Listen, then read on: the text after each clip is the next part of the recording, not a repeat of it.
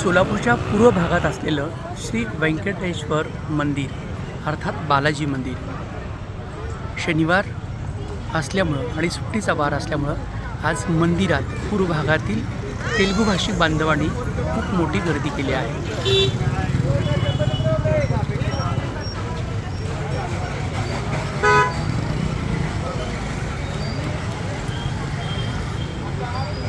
तिरुपती बालाजीप्रमाणेच या मंदिराची रचना असून त्याच धर्तीवर दररोज इथे पूजा आणि अर्चना तसेच आरती आणि इतर सर्व धार्मिक विधी केले जातात।